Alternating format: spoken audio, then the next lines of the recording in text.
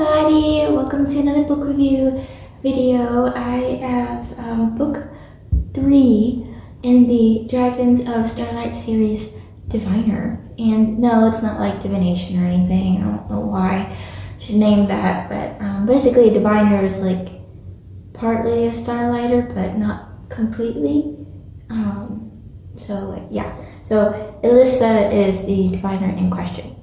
Anyway, a lot to unpack in this book. It took me a long time to get through it because there's a lot of character development, a lot of action, and yeah, so I have a whole list of stuff here to tell you about it, which I think is pretty cool. So we do learn more about the dragons and the humans. The dragons were slaves to the humans, and the humans didn't like the starlight, the Exodus star, and they punctured it. And when they punctured it, gas came out and it caused a human disease. And basically the dragons saved a few humans, but made humans their slaves. So that's the story, summed up. That's a really complicated story that really gets the full meat of what really happened in this book. So we kind of had like a little bit of it in the previous book, but it's more defined now. I do like how Corin overcomes her slave mentality and truly acknowledges that she's free in order to accept her destiny as a new starlighter in the star. She goes through that character development moment where she like finally realizes, oh, I'm free, because even if she might think she's free, she still has that old mentality, right? So she had to overcome that. And she ends up raising the star, because it was wounded, so she raises the star and, floats it around and everything, becomes a true starlighter. And I do like what Alyssa said, quote, "Sometimes it takes more courage to accept menial tasks than it does to risk our lives in battle," unquote.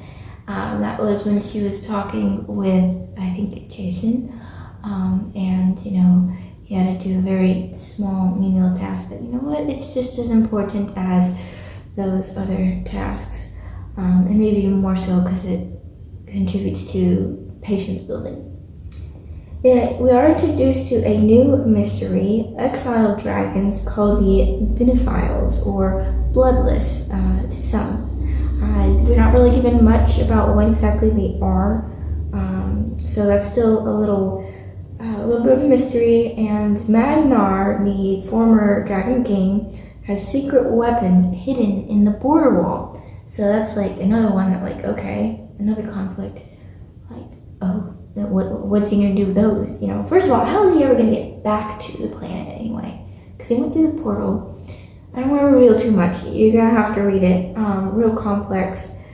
And it was hinted that Corin and Jason could end up together, but with Corin fulfilling her destiny and being inside the star, powering the star with no way out, it didn't seem like she and him could possibly get married. So I was like, okay. And Alyssa actually showed a slight interest in Jason.